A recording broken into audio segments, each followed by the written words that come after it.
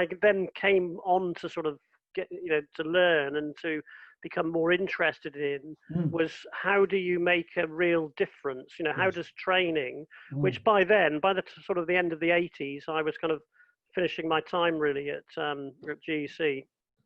And I suppose I was becoming more interested in learning than just training. So it's interesting, if you look at job titles, they've changed from, I mean, I was a training officer. It's a very military sounding term, senior training officer. When was your first learning title? Training manager. Well, even when I left GEC, you see, I went to B-Sky B, so Starter Satellite Television in the UK. And we were setting up, so a very different kind of culture. But even then, I think I was called a training and development manager, not a learning. So learning still wasn't there.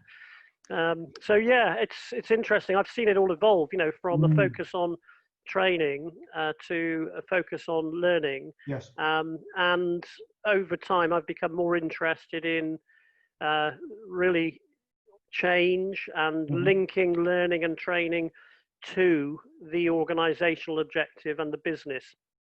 And if I look back, I think, and I still see some examples, or have seen examples of it more recently as well, where training, often, can become disconnected from the real strategy or purpose of the business. Yes. And that's something that I guess from the 90s onwards, I'd become sort of more aware of and was more intrigued by. How do you actually ensure that, you get a tight fit between the strategy of a business and learning and development of people, so that the work that they're doing on themselves actually has an impact on the business. We used to talk about transfer of learning, and it's the wrong term, I'd say now. That it was all. We have training in the classroom, and we have to then work out how to transfer that learning to the real world. And I guess what I now believe, and through my experience with what I've done in the world of action learning, is that it's not as simple as that. That's a very linear way of looking at training. And I believe what Revans actually said was that the learning is actually taking place in the action. Absolutely. It's actually out there in the business. Yes. And the challenge for us is to try and notice it and to capture it, and to then perhaps bring it into the social environment of the supportive learning group or learning set. And that's when we can do some processing of it and planning to take further action. So, he didn't say that, it's something separate from the workplace that we do in the learning set. It's actually happening out there.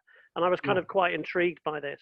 Yeah, that bridge building of application isn't required if the learning is owned by and is taken into the workplace by the learner, if indeed they leave the workplace for that learning at all. Yeah, absolutely. I mean, it's interesting, I think, if we look beyond just the literature around action learning, and we look at, for instance, the work of people like Etienne Wenger and Lave in the field of communities of practice, which again is a term which has become sort of fairly corporate now, but actually what they noticed by studying how learning takes place in and across and between organizations is that often it's, when people with a common problem or challenge come together and they want to try and resolve something, and it's a social process.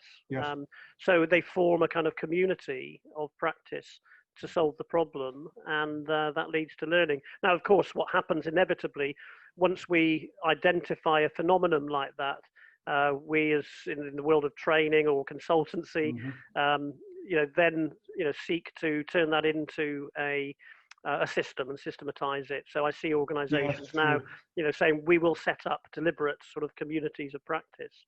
But I think the real learning point from what Wenger says about